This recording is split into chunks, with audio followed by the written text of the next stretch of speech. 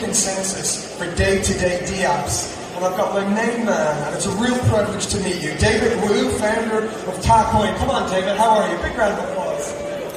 Thank you. I'm going to pass it over to you, sir. Sure. Let me just test this mic. 1 Bitcoin worth 1 million. Good. 1 Bitcoin 2 million. 1 Bitcoin 3 million. Good. Oh, good. Okay. So I have this thing working. So the problem for 1 Bitcoin worth 1 million is actually not too many people on the street using blockchain technology. We're kind of like running this small Hogwarts school that we think we're playing magic, but in the real world, people not really using blockchains. So the problem is like how we're going to use Bitcoin, how we're going to use blockchain for day-to-day. Okay, so 1 Bitcoin, 1 million. We need slides. Oh, okay. Let's see. Okay. So the problem is how we're going to use blockchain technology for a day-to-day application, rather than just use that for speculating some kind of assets. So that's the big problem for us to reach Bitcoin with 1 million. And the second problem for the people on the street is their applications very much tied to the servers. So the problem for tying to servers, basically you're paying too much commission fee, and you're basically under control on the big tech, and there are many problems. So given that, we actually think of a new idea, which is a new consensus called perishable proof of transaction. So this is a completely new idea. Basically, the most important block in the Bitcoin ledger is the Genesis block. So we're kind of challenging that idea. So we can get rid of Genesis block, make the blockchain completely small, and this will give something very different. So I would like to take a technical discussion, a technical journey, and to look at these new ideas.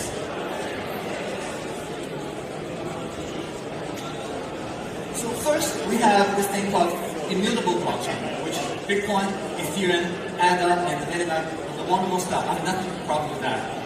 So basically require the community members to remember the full history collectively. So there's a lot of burden for nodes to remember the whole state space and the whole ledger. But it's very good for long-term financial contracts. Like it's good for NFT, good for smart contracts, good for DeFi, and good for many things. But this is only a small part of the real world we have. And the burden for ever-increasing state size already become a problem for Ethereum and stuff. We're talking about 4 terabyte hash map for the Merkle partition tree.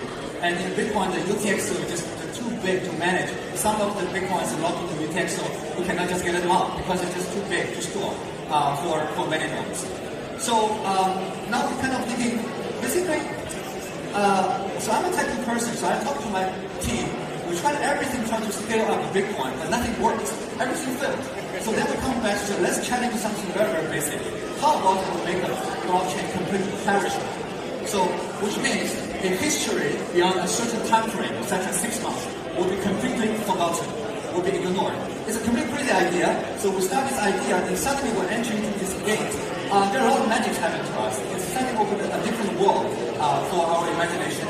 So first, only accounts with a transaction in past 6 months will be valid. So transaction beyond 6 months will be completely forgotten. It's probably very bad for regulators. Nothing. It's like Snapchat. You cannot use that for anything for regulators. So maybe no. And also, basically, the blockchain is used to recording the metadata. So what are the metadata? It's basically your address and your balance. It's very important information. Because with the address, we can achieve something called P2P communication, not account-to-account communication. So with P2P communication, it's much cheaper and much more independent because you can generate your key easily. And you can get other people's key just like, say, sending me your public key, and I can send a message to you. And because it's perishable, it demands a very low computing resource. So one ledger will be able to manage that under 50 megabyte. So a modern phone can easily handle 100 blockchain as a full node. So this is something very amazing because these days the wallet, none of the wallets are decentralized because the wallet basically have to connect in some kind of sort. You even wonderful MetaMask, I like that, but you still have to connect in some kind of nodes. You cannot just run transaction by yourself. So given the computing resource is small, a phone will be able to manage on full nodes. So the communication speed is no longer restrained by how good you're connecting to server, but only the restrained by your ability by ability of the bandwidth. So we pay particular attention to save bandwidth because Africa market is our design background.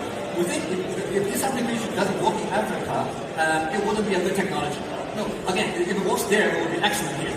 So we're kind of using African background to decide that. That's actually some very good finding because we found that the IPv6 protocol is so much available in Africa that they don't really have this much NAT issue. So that's very going to be another topic. We're getting very excited about that.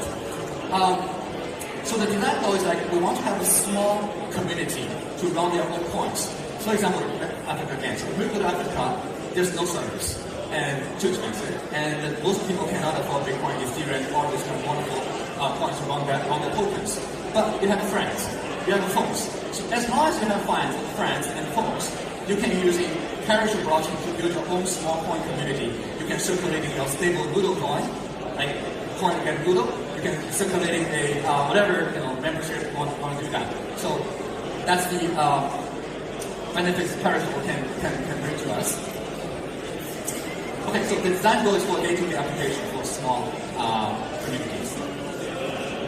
So let's get a little bit technical. PPOT, perishable proof of transaction.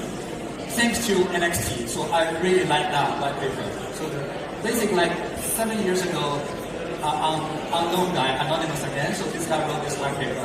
I hope he's here, so really thanks to him. NXT white paper laid down this concept called the generation signature. It's a technology of network randomness to achieve consensus by using stake. I think that's a very early stage proof of stake consensus. Basically, the more stake you're holding, the more probability you can generate next block, so to win the reward.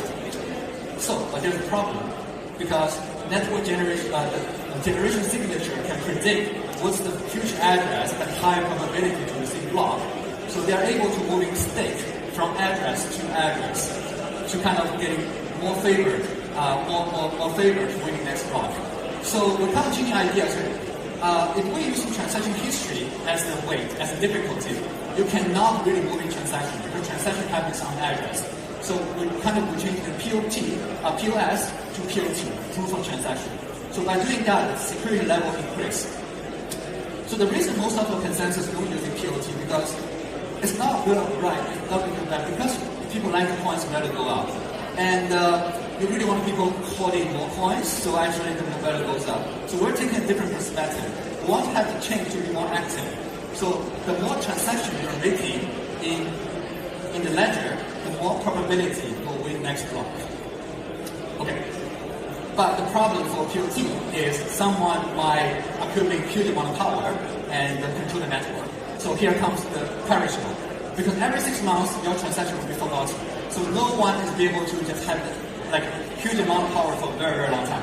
So somehow these things all fitting together. So we have a problem with the proof of stake, we have the power shifting attack, then we convert it into POT, then plus the perishable, then PPOT become this final piece. Honestly, we only figured this out literally like 6 months ago. After 2 years of research of scaling Bitcoin and trying different things, we just built everything and built on the relics we found this PPOT. We feel very, very lucky. And we actually focused on this original principle called permissionless and non-delegates. I know a lot of people don't like non-delegates. It's a very, very difficult concept to swallow. Because ledger is so big, the state is so huge, you have to give data availability or transaction execution to some of the supernodes. But in the perishable world, there's no discrimination between supernodes and a wallet. Everyone is the same. 50 megabytes, you can have the whole node. So it doesn't matter how big server farm you have, it will end up the same as the wallet. So there's only one role. And permissionless. So permissionless means the design purpose of Tau is all about you don't need to own Tau coins at all. Because we think any ownership of a certain coin is inflation. It's just too expensive. And if it's not expensive today, it will get expensive tomorrow, like Ethereum. So this has to be permissionless. So that's why we build our protocol without having to own Tau coin at all. This is a protocol and open source and free for every community. You can just run your things without owning any specific coins. I think again, it's very good for every community. They cannot buy any specific coins because the bank, no bank account. So just want to emphasize holding a shorter history, and the phone just getting released. And believe it or not, the phone is going to become very powerful. Most of them having like half gig storage, so can basically become a full node for literally 100 full blockchains. Okay, so this one I want to emphasize is a little bit technical. So transaction pool is converting to communication pool. So this is actually how we actually increase the communication speed.